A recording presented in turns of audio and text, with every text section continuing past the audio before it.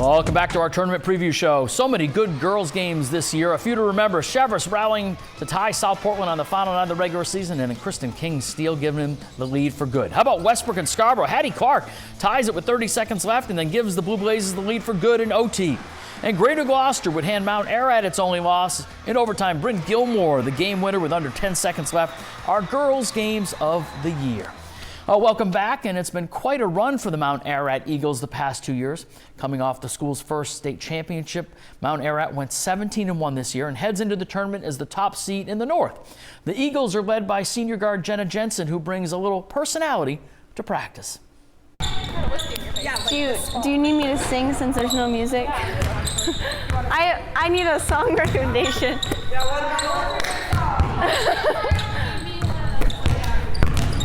I don't know the lyrics to that. I just hum it. Oh my gosh, yes! We're crushing these layups. No bangs today, only swishes. That coach gave me a real laugh last night when he was like, we're gonna have to wipe our glass because you bang so much. I was like, oh, thanks. Ava, let's just say our parachute egg in physics today, the wooden one, it didn't go well. It didn't, no. Get out of my face. The scrimmage on Monday is bad. Remember what we did with Gardner last year? Closed, like no stakes. We're gonna have officials, but we're just gonna like play and work on stuff and not have it like a real game. So Josie, closed means refs, no fans. Yes. And if fans peek in, we say no, no. Thank you. No, no. No, not allowed. Get out of here. I'll see you in 30 minutes. All right. Together, 1, 2, 3. Together. All right. Okay. Sounds like a warning. Don't try and break into that scrimmage. Well, meanwhile, the Maine Association of Basketball Coaches and local McDonald owner-operators annually present All-Star Weekend for Maine high school basketball. Proceeds from the weekend go to Ronald McDonald House Charities of Maine. One of the highlights is the Mr. and Miss Basketball Awards. The coaches have done their voting, and here are the top 10 semifinalists for Miss Basketball. The semifinalists for Miss Basketball: from Bangor High School, Avery Clark; from Cheverus High School, Kylie Lamson; from the defending state champs of Mount Ararat, Juliana Allen; another Allen, Bangor Christian guard, Mary Allen; representing Penobscot Valley, Riley Moulton; Mattanock Lynx, Addison Sear; Bray New Gloucester Patriot, Ella Kenny;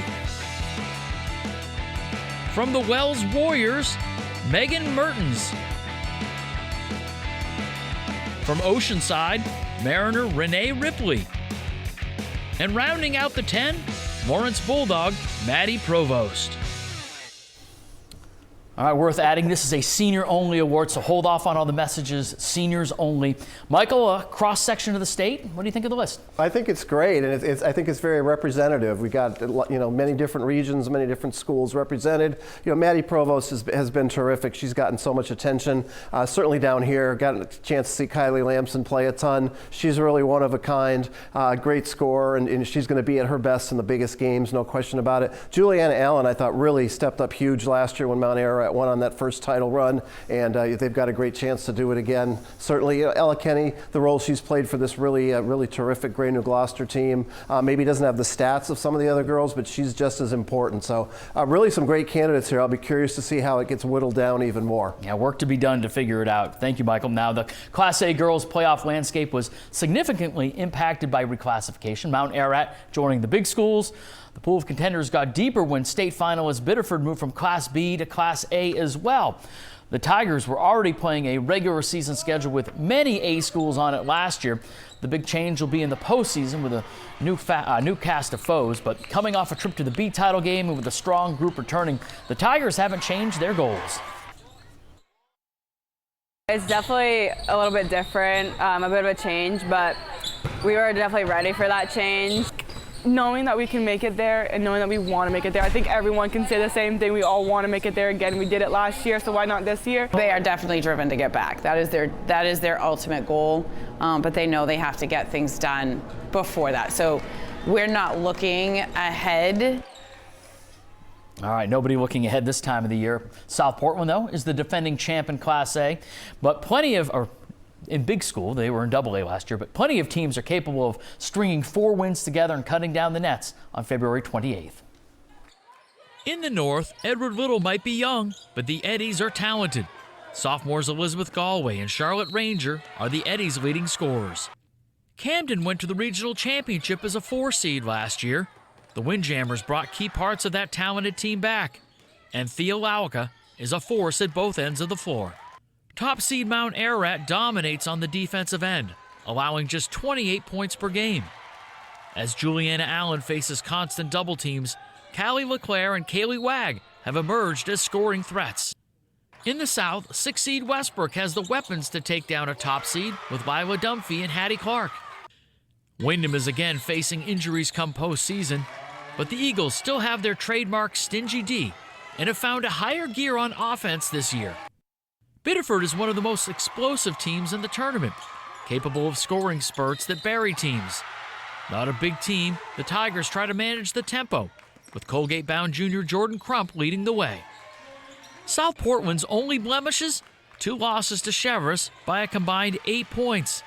The core of last year's state title-winning team is back, so they check the experience box. The Red Riots have all the ingredients to go back-to-back. Sanford's Molly Puffer is the type of player that could carry a team in the tournament. She has plenty of support from a squad that ranks in the top 3 in the league in scoring offense and scoring defense. Cheverus looks to get back to the championship with a team that is led by Kylie Lamson and freshman Kristen King. But Billy Goodman's squad is equipped to play big, small, fast, or slow, and it will take anyone's best effort to beat them, because this version of the Stags shows that they don't beat themselves. And a very, very deep Class A tournament, Michael. We talked about it. We've made the reference the whole show here that, with the reclassification, that A group just got really deep. Yeah, and the big addition, Mount Ararat, that you alluded to earlier, just the fact that they stepped up in class and they've been able to lock down the top seed. They've played so well. Now they know what it takes to win in February and early March. And can they take what they did last year and translate it to this year and make another run? And win Class A last year when it was a different Class A, and now win the big class when it's Class A again. We'll see what happens. They certainly have some tough competition in Hamden Academy, Camden Hills, Edward Little, teams like that. And then the South, let's face it, the South, there's probably 4 teams that have separated themselves. I still think, Wyndham you can't overlook. They've certainly had a very good season. But, based on what the regular season produced, you've got Cheverus, you've got South Portland, you've got Sanford and Biddeford. And I feel like Sanford's kind of a little bit underappreciated. They do have those couple wins over Biddeford, but, everyone talks about Biddeford because they were in a state game last year, came as close as you can to winning a gold ball without actually doing it. And now they're right back with an opportunity to do it this year. So, those teams are right there. And then South Portland, as the defending champs, you're right. They're this close to being undefeated. And, Annie Whitmore's as good as anyone at both ends of the floor. Kaylee Corcoran, Destiny Peter, the way they move the ball internally. Maya Lawrence has hit some big threes in the tournament. They're going to be right there. They're going to be a really tough out. And then Cheverus, yes, Lamson and King, but Anna Goodman, Addison Jordan, Abby Kelly. There's a lot of girls on that team. They don't have to rely on one. They rely on their defense. Who's going to be shooting the best from the outside in the big buildings? I think that's going to go a long way. And if those shots aren't dropping, who can get to the basket, who can score inside, who can score on putbacks, and who plays the best defense. And you could really argue for all of these teams as being that. And if these are the 4 semifinalists, I can't wait to be courtside to watch those games. Before you get there, Gorham, the 8 seed, gave Cheverus one of its best games of the year, almost knocked them off. Yep. And that is an 8-1 matchup to look forward to, as there's just so much more depth in that league. All right, Cheverus has played in state Final Fours the last 4 years. They've won it twice. They'll try and do it again. All right, we've revealed our 10 finalists or semifinalists for Miss Basketball. It was ladies first. Coming back, we'll tell you the 10 semifinalists for Mr. Basketball. More Hoops 8 Tournament Preview Show when we come back.